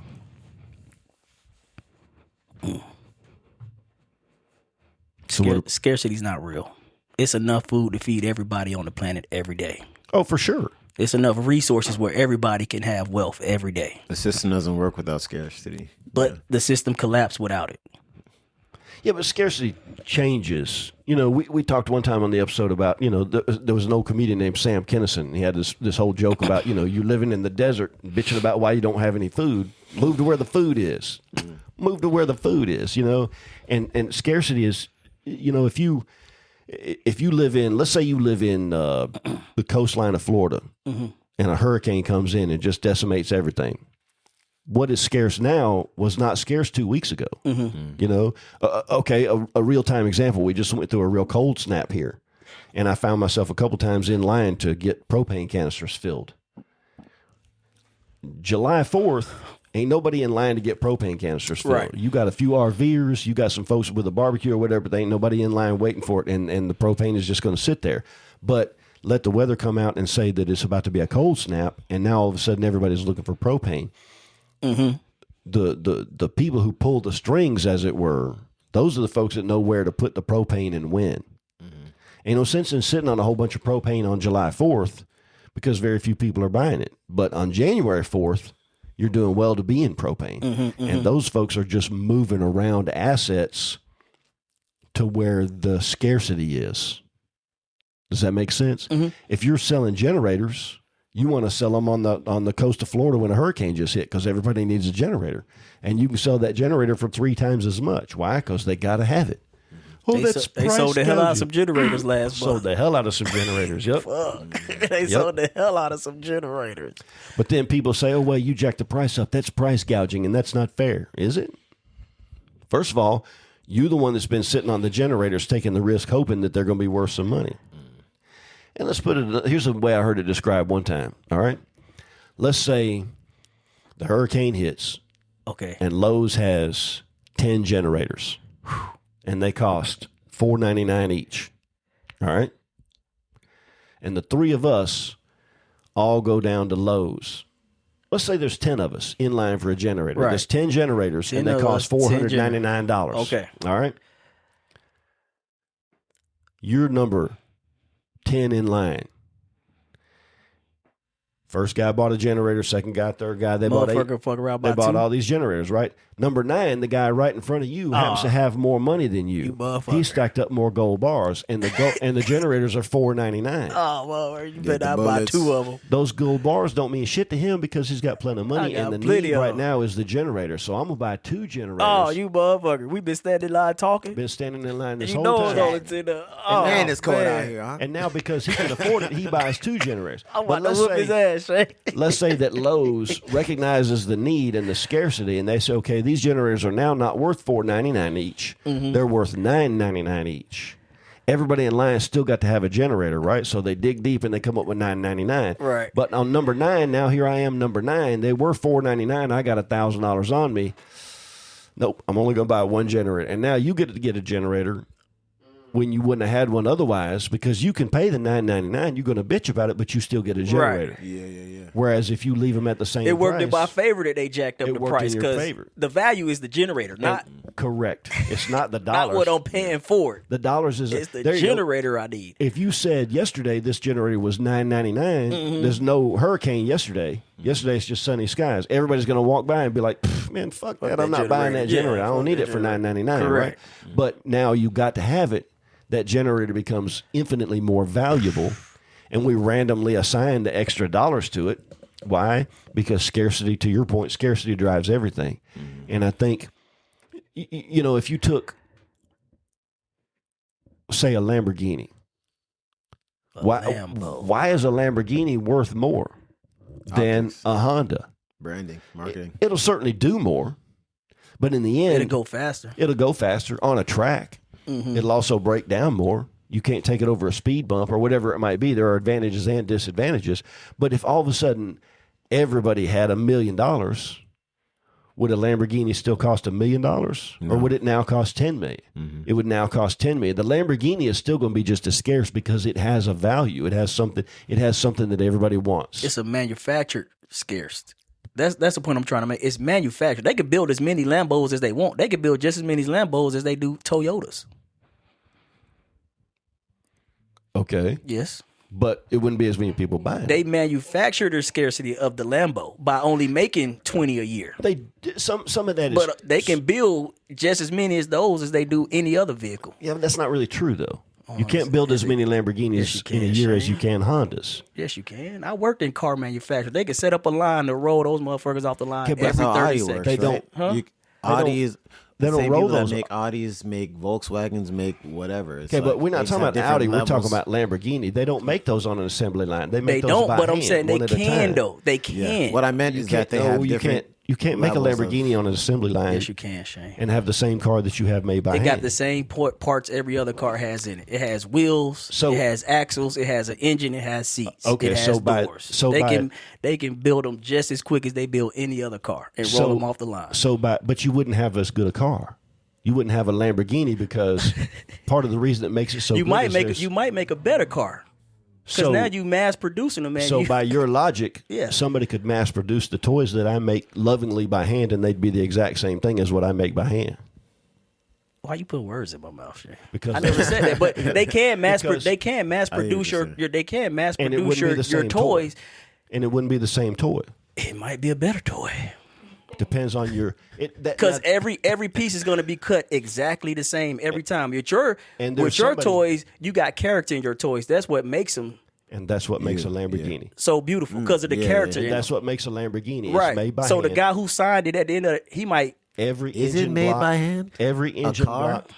Every engine block goes through like an X-ray process where they take the internal strength of the engine, and if it doesn't work out, then it gets melted back down. It's not the same as a mass-produced car. It's like saying that a tailor-made suit is the same as an off-the-rack suit. No, it's not. I can the get same. my off-the-rack suit tailor-made, And it still won't be as good as that tailored suit that was made specifically for your body.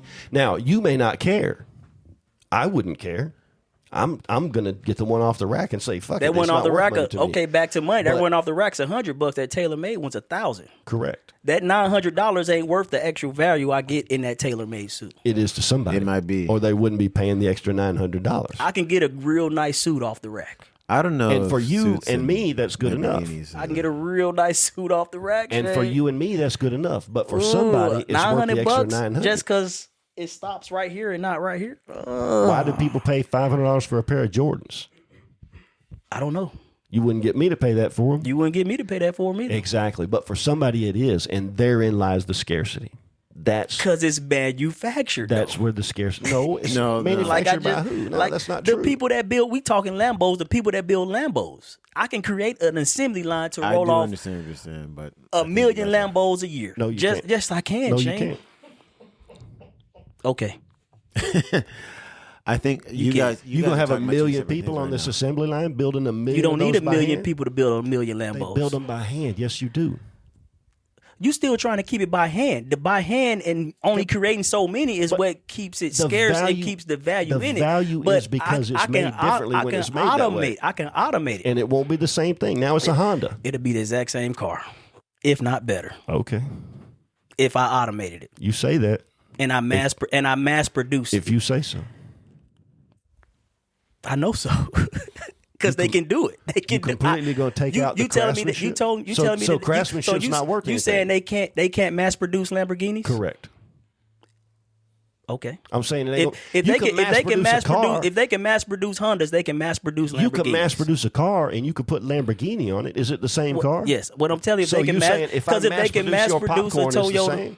You take out the human craftsmanship completely as an independent craftsman. it could be the exact same.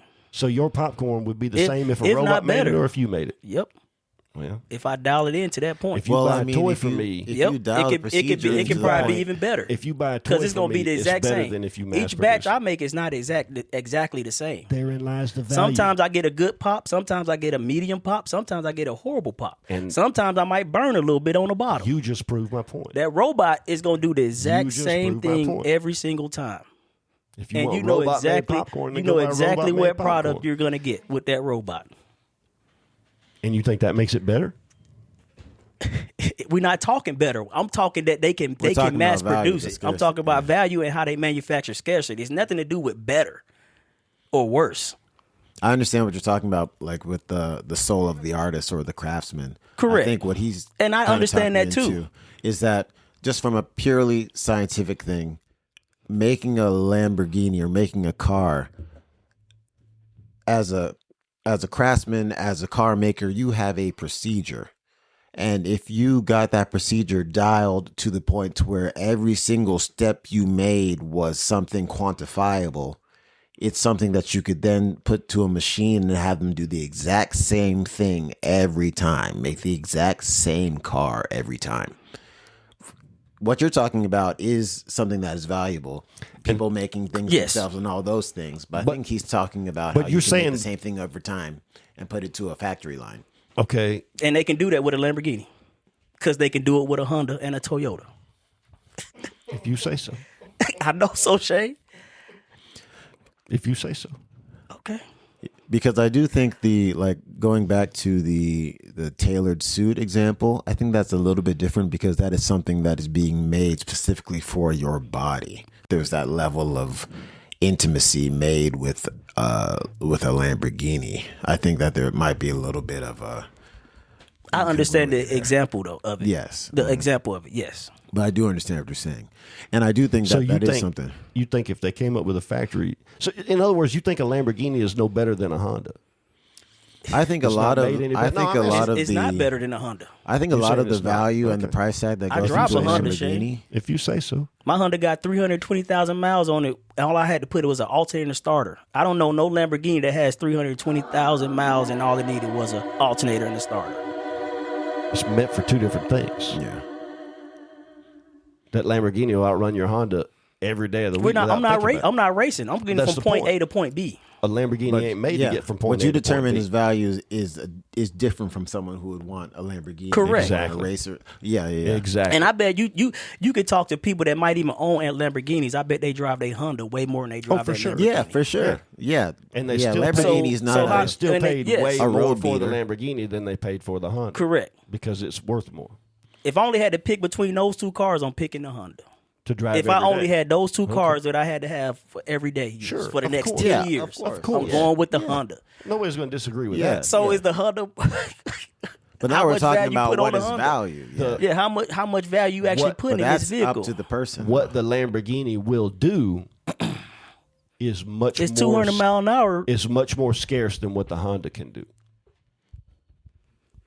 when it comes to speed. When it comes to That's about it. if you say so. And style. I mean, the I think Lamborghini. we're I would like getting to see into the myself in weeds a of this argument. There Lamborghini. you go. I would love to see myself in a Lamborghini. Would you? All right. But your contention is that a Lamborghini My contention is that it's is manufactured not, scarcity. is not worth That's the more. only point I'm trying to make. It's manufactured scarcity because they do build them by hand, and they do only pump out a select number every year. Why do they the only same pump way out that a De select Beers number? does. Although there De is Beers the, is different because De yes, Beers is there is the sitting hand on- craftsmanship. Yes. Well, I meant purely just the we only put this many out. Correct. but here's the difference. De Beers also has there's a shit ton of diamonds that are just not being sold to the public. I think There's that's not what a he's shit talking ton of about when it comes Lamborghinis. to the. There's not a we shit could ton of manufacture Lamborghinis these that are in not a being sold. factory.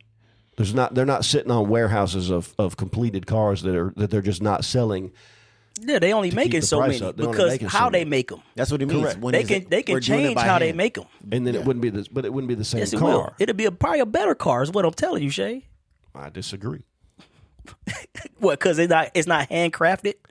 because it won't do what a Lamborghini will do. It will still do exactly what a Lamborghini would do if they brought it off of the assembly I line. disagree. I don't think it would. What says you, Dillon? I'm curious. We got a What- tiebreaker here tonight. That's why I'm asking. What is the level of We got when us you a say they're tiebreaker making when we all get of into these little spats. all of these cars by hand, right? I mean, how by hand can you make an engine, I don't know. I'm casting this motherfucker the furthest. right? So A- I mean, a- they've a got to have meal. some. I feel like they've got to have some amount of repeatability to make an engine. You For can't sure. you can't just make an engine and it's just like all of these parts are making them. So the different. engine is Yeah. hand assembled. Is that what you mean? Like they're mean, putting they're- the cars together by hand they're rather making- than They a putting the factory? part. They putting the parts together. They're by making hand. every single piece of it. The engine They block hand starts with a assembling piece every of single aluminum piece. or whatever it is. No, they're hand making every. I mean, it doesn't mean that it's like saying I don't hand make my toys because I use a power Tools, saw. yeah, I you know, understand. yeah. They're certainly using tools, but it's a person involved in every process. And the links that they go to make sure, for instance, every Lamborghini engine is balanced and blueprinted. Your Honda's not balanced and blueprinted. Yeah. What do you mean by that? Real shit. Every single, let's say, every single valve. Let's say you got a V12 Lamborghini engine. Every single valve is literally weighed so that it weighs exactly the same much. They don't pull. They weren't 1,000 of them manufactured, and then they got a box of 1,000 of them that were manufactured to a very high tolerance. I'm not saying Honda ain't manufactured to a very high tolerance because they are, but that same box that you would have pulled those Honda valves from and installed into a Honda engine, the Lamborghini engine would have been built where they pull all those valves and they weigh them all till they find 12 of them that weigh exactly to the 1,000th of a, whatever it may be, gram. That's balanced and blueprint. In other words, balanced. Every part weighs exactly the same, blueprinted. They know how much every valve weighs. If you need to get a valve replaced in your Lamborghini Diablo, you can get another valve that weighs exactly the same as the valves that are already in your engine. That's balanced and blueprinted. Ain't no Honda in the world made like that. I see. And the difference is... I don't see. The difference is... I'm telling you, Shay, that If they can you want a car manufacture them that'll- damn things by the millions if they wanted to. And it would be the same car, It'd be the exact same car. Yes, it would be. if you say so. because they just throwing parts together. But I just explained to you how they don't just throw parts Yes, they together. do. They still putting the valve into a motor. All motors require valves. Okay. Those valves aren't handcrafted. Those valves are stamped out in a mill, and then they might go and start trying to wind them up. But If you say so. I could take the valve out of this Lamborghini and put it in this Lamborghini, and it'll still operate exactly the same. Because I feel Just like the that's same way whole they could part just manufacture them off the line. that's They the could whole just point build millions of of them. the factory, right? Is that they make the exact same thing. It's repeatable. It's repeatable. Every single Repeatable. time. They can repeat what they do building handcrafting that Lamborghini. They can repeat it in a factory on a manufacturing level, on a large scale manufacturing level. That's the only point I'm trying to make. They don't do that. And I'm disagreeing The with your reason point. the reason they don't can't. do that is because they want to keep Lamborghinis scarce and they You want to say keep so. the value high. Do we need you to say so. ask God about this? Where's ChatGPT at? Can they build Lamborghinis on a manufacturer level? People really do be talking to ChatGPT like God. We have a disagreement. Tell me who's is true. right. Yeah, Who's yeah, ChatGPT? Who's right? That is true. No, Grok. Hey, Grok. But it's funny because it's just Elon Musk or whoever the hell is coding this stuff, putting in the answers at the top. But yeah, but no, that is interesting. But I can't wait to pull up in my Lambo shade. Like, you see how scarce this it's like, I do think that it can't a lot be that of the scarce because value I got one. of Lamborghinis My black goes ass got into one. the branding. I think they've Sure. branded Oh, as for Yes, the high branding is- end. for yes. Only Yeah, make yeah, yeah. 50 For of sure. these, And they only make handcrafted, so many of them. made in the mountains. One of of Italy. 200. Yeah, Right. Shit, they only make 200. They cranking out 200 Hondas on a shift in 8 hours. True that. yeah. Which I mean, God bless them. That's the way that you want to make a brand potentially. Correct. We're going for the high end. We're Depends on making what 50 of you're, these. depends on what It's you're trying hand, to do. it's hand Depends on assembled, what you're trying to do. handcrafted. Yeah. If you want just a train where your kid can drive it around the floor, you can go to Walmart and buy you one for probably half of what you're going to get one from me. But if you want a Knox Handmade Toys train, if that's important to you, it's only a few of them. It's a scarce item. But what makes it really important, I think, is what he's asking. What What makes makes it it important is that it's a Knox handmade train. That's part it's of it. you. It's the brand. That's part yeah. of it. Yeah, that's part of it. That's part of it. But that is value. Yeah, for Most, sure. most definitely. But I think what Which he's trying gives- to say is that the value comes from you, from your brand, not necessarily that. So it's- if you mass produce that, yeah, would it have the same value? If you put my same exact patterns on a CNC machine where every single one of them was exactly the same. So now what we do is we come into what actually gives something value. yeah, Scarcity, okay, what makes it scarce? Because I made it with my hands? Because when you bring your child around and you say, this person made that with his hands, you see that scar on his thumb right there? I think there is you value see in the that, video yeah. of it. So that adds value. Certainly and I value think in that, yeah. part of that is that scales up to something much bigger than just a micro business like me. What makes your popcorn worth more than what you're charging, brother? You got to go up on your prices. We didn't have this conversation. that's what we really should be talking about. That's what we Lambos need and to Hondas. Fuck a Lambo. What are you trying- Yeah. Y'all arguing about If that I- Lambo engines. If I just want some caramel corn, I can go to the store and buy a sack of Correct. caramel corn. Correct. You exactly can. And it'll be less money. I could probably buy a big bag of it for $5 of it. Correct. But it ain't Hustle and Pop. It's not Q the Messenger's popcorn. It wasn't made. You know, there's an intrinsic value in knowing the person that made it, because in the end, There's trust there. There's humanity there. There's When you trust think there. of There's humanity. When you think of mass production, you think of cutting costs. You think, what's in this? How did you get this so cheap? All those things. Correct. When you see a person has made something, you think of the craftsmanship, you think of the trust, you think of the work that they put in there. So there is certainly value in that, and that's what kind of goes into those higher price points. here's the thing. What gives you value, Dyllan, as a person? What gives you value as a person? What gives me value as a person? Why are you a valuable person? To himself or to anyone else? That's an interesting distinction. Who's yeah. All right, I can throw that down a little bit. I've known you for what, 4 or 5 years now, give or take. Yeah. I have no idea how much money you have. You might be a billionaire for all I know, or you might be barely making it. Like you might be, I don't know. Your fridge might be empty for all I know. But you're valuable to me as a person. Why? Why are you valuable to me? The friendship that you provide, the camaraderie, the community. Your mama is super cool. You know, all of the Your things. mama. I'm glad he added that. Your little mama. predicate Your at the end. mama. He said, Your mama. Your mama. Your mama's super cool. But all of those things have added value to my life. You Yeah. might be a pauper or you might be a billionaire that I don't know about, but either Yeah. way, you have added value to my life as being the person that you are, your unique take on things.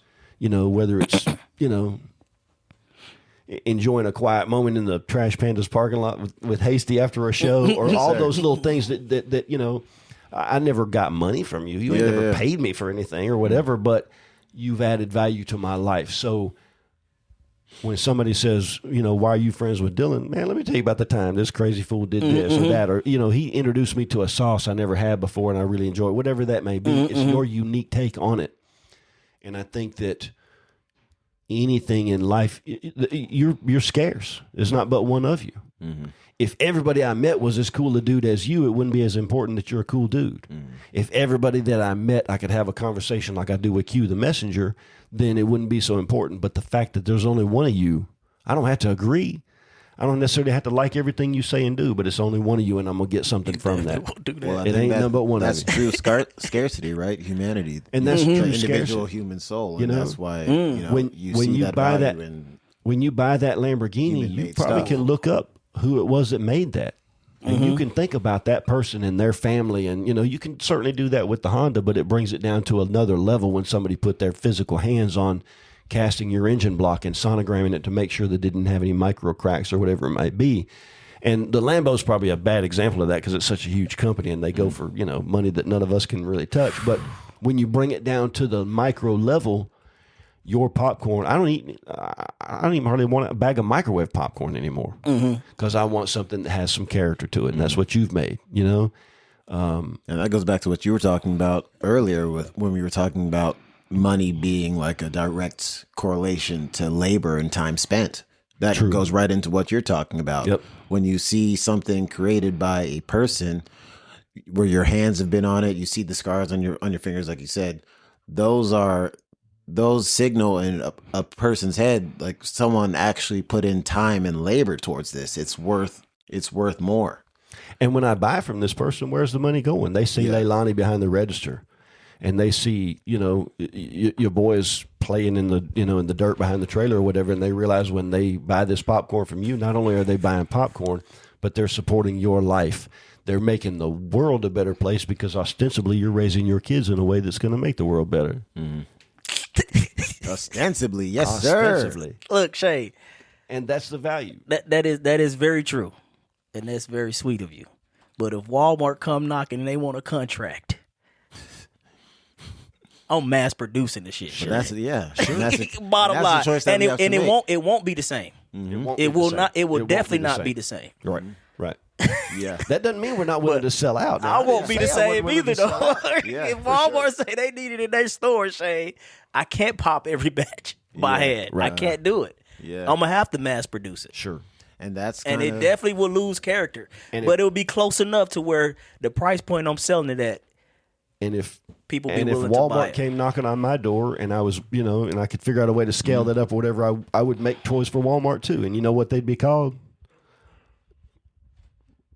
Generic ass trains. But Generic I wouldn't ass put trains. My name on And it, you'd and sell I out wouldn't your put a video premium online brand. talking about how I Correct. made this. You know, it's a different thing. When people buy from us specifically, they're buying that experience. You know, they're coming to a micro business. You know, they want to know why, Dyllan, did you come up with the sauce that you came up with? What led you to? You know, we're talking about an educated man with a solid job that's choosing to do his own thing. Why? They want that story. You know, that has that value. Yeah.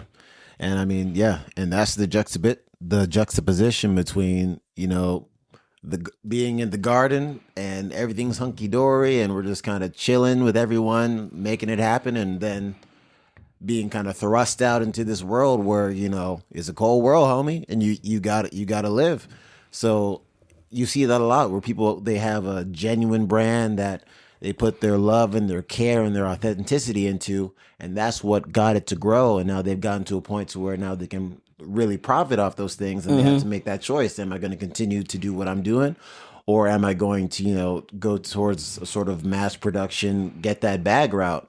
And really all you can say is God bless them, because at the end of the day, we're all trying to make it in this world, and that's a decision that you have to make, because a lot of people have made that decision. No, I'm going to continue doing it my way, and it has not worked out for them.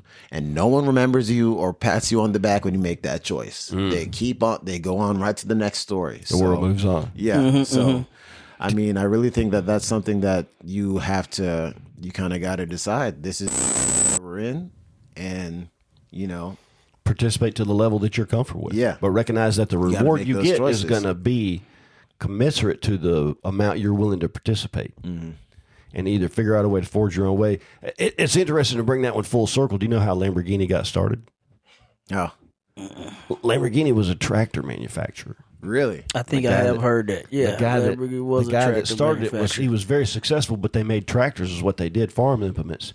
And he made enough money, the guy that owned it made enough money to buy a supercar, and he wanted to get a Ferrari.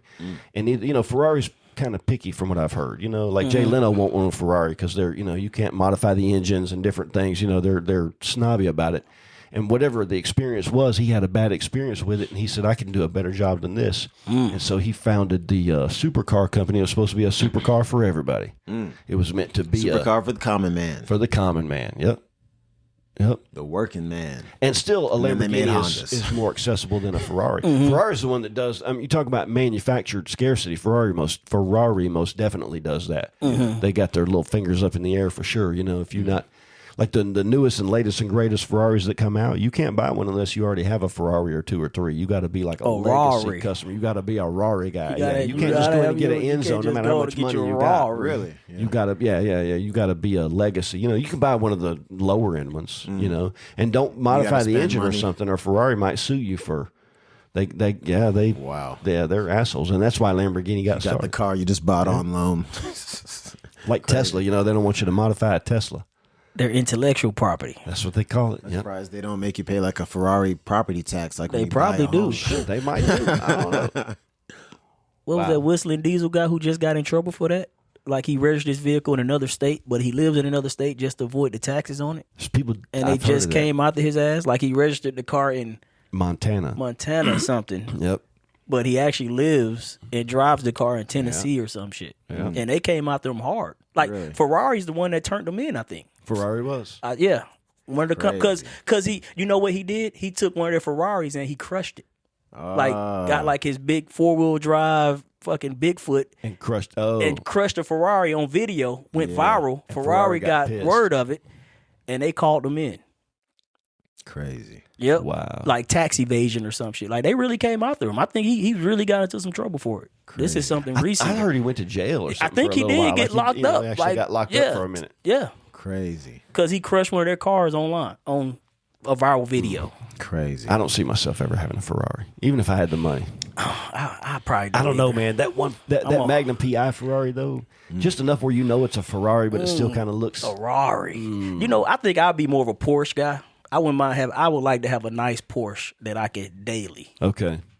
Or the option is there to daily. I don't too much care for Ferraris and Lambos, but I would like to have a nice Porsche, a real nice. One of my Porsche. buddies said that a Porsche looks like a stretched out Volkswagen Beetle when I was in college, does. and I've never been able to unsee it. It does. I like Beetles too, though. I wouldn't mind having a fucking Beetle. Yeah, I would yeah. like to have an old Bug, like the old '78 Bug. Yeah. Porsche and Volkswagen, they were very similar. That rear, that boxer style engine, boxer style air engine, cooled yep, in the rear, air cooled, there was a lot boxer of that. style engine. And Yep. Ferdinand Porsche designed the Volkswagen Carmen Ghia, and somebody else notable designed the Thing. I don't know what the thing is. What's the Remember that? It's the like movie? the off-road Volkswagen from back in the day. Baja? Like the Baja looking No, Volkswagens? The Thing was, I think they called it a Type 4, maybe officially, but you can recognize one if you saw one. A The Volkswagen Thing. Yeah, Don't give everybody me just the called them the Thing. But you know what I love my Honda too. It's I hard to have beat me a good nice Honda. little Civic Type R. It's You gotta hard have that beater, yeah. It's hard to beat a Yep, good Honda. a good Honda. Yeah, it's hard to beat a good That's Honda. what John for Cena sure. drives. A Honda. I done seen a few rich guys say, "Yeah, I got a Lambo in the garage, but I take my I drive Civic the Type Honda every day. I Got drive to, my Civic yeah. You Type gotta R. have your everyday beater. I drive my Civic Type R. And at my age, we've played that what if game before, but for me, I would just I like having a van. I like having the space. I'd like to have it I like to have a coffee maker, and I can just ease on back in there and Just brew me a pot of espresso coffee. You know what I'm saying? I down like in the having to travel around for the business like I'm doing now and needing the extra space. You know what I'm saying? I really enjoy I like to be able to move my elbows around. If I want to go fast, listen, I rode a Hayabusa as a daily driver for 10 years. I've done plenty of fast. You know what I'm saying? And if I want fast again, it'll be another motorcycle. If I was going to do anything right now, I'd get me one of those H2. Is that the turbocharged? Yeah, that Kawasaki. Yeah, that the Kawasaki H2. Yeah, that 1000. turbo. Yeah, I'd buy me one of those H2s for sure. But speed is, It's ridiculous. I'm done with speed. I'm done with speed. I don't care anything about going fast anymore. Get you a big old cruiser with some bagged out. You know what I'm saying? We still I have can't that do that room. I don't. If I'm on a motorcycle, I'm either going have a fast or nothing at all. backrest to it. You can run what 30 on a Sons cruiser. of Anarchy style. These new Harleys, I bet come on, man. I bet you could do every bit of 140 on these new Harleys if you wanted to. Every bit of it. Maybe. I mean, you probably have to modify it some. They probably got governors or whatever. That V-Rod, the Harley Davidson V-Rod was supposed to be their, tipping their toes into the one with the fat tire on the back? Yeah, I think it had like the real fat tire. No, there's another one like that. But yeah, it did have a fatter tire on the back, and it was supposed to be. Yeah, I ran into a guy one time that had one of those, and he was telling me how it would walk away from my Hayabusa. Nah, I don't know about that. Oh no, I do know about that for sure. Yeah, I made him put down $100. Yep. Did you have to turn around to get it? I called it. No, I knew the guy. Okay. I mean, I knew it peripherally or whatever, but he kept on saying how his V-Rod would walk away from my Hayabusa. I do it peripherally.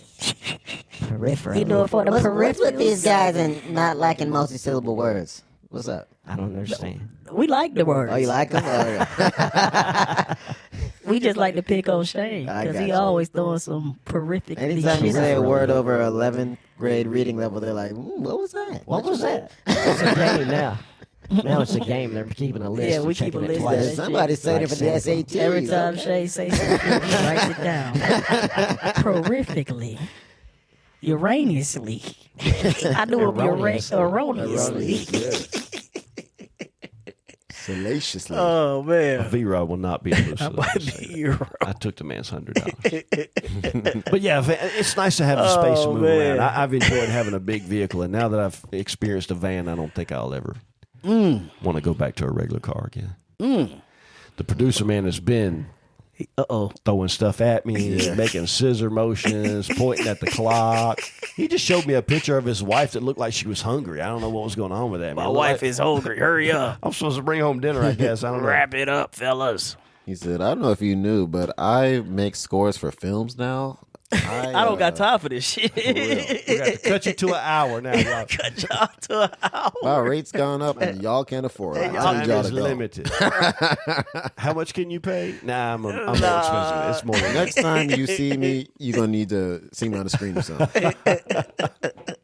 I'll be at the Golden Call Globes. my You can agent. watch me on. Call my agent. Right, we want you to come down. There's a note on the door. Q, how you Next want time to you wrap this text up? them, Oh, the man. text is going to be popping up green. Like, wait, Popping up what's green. going on? I did. Oh shit, we gotta wrap it up. I don't even want to go. I don't even want to go into this, Shane. Maybe next time. Maybe next time. Next time All we'll right. go into it. I didn't tell you the story about Madeline and the snake, did I? We have to go into it next time. All right. Remind me. I would try. All right. Well, take us out, Q. What you got, man? What are we going to do? Dylan's not new to this. You know how we always exit the shows, Dylan. I just want to extend the invitation and option to you if you want to close us out with any little nugget of wisdom that you think the world might like to hear In 2026. in 2026. Let's see. Some wisdom. What have I been really trying to attenuate recently? I guess something that I have been trying to reconnect with, or try and stay focused on, is just continuing to move forward.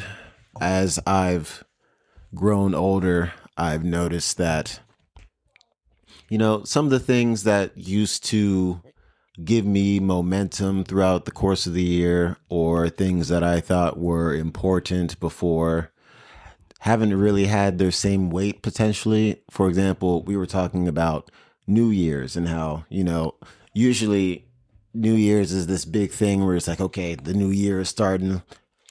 Let's reinvigorate with some new energy. What are my new goals for the year? What are the things that I'm working on? What are the things that I want to achieve?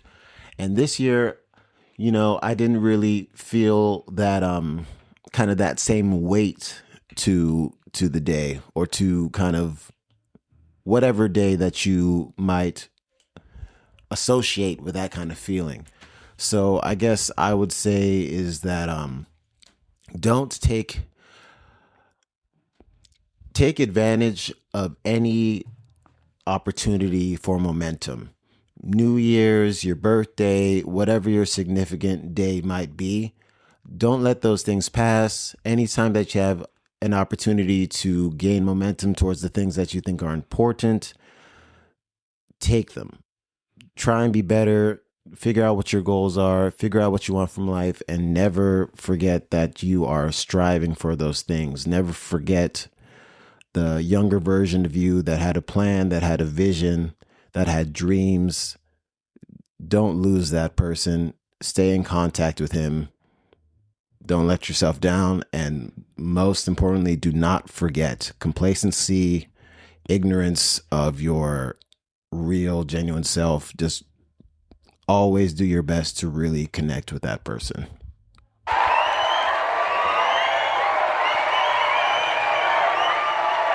That's what I would say.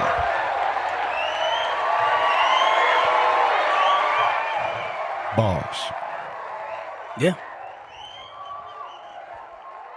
This has been Vendor Chronicles. Peace. Thank you, boys. Peace. That was fun. Peace in the Middle East. Well, we'll see.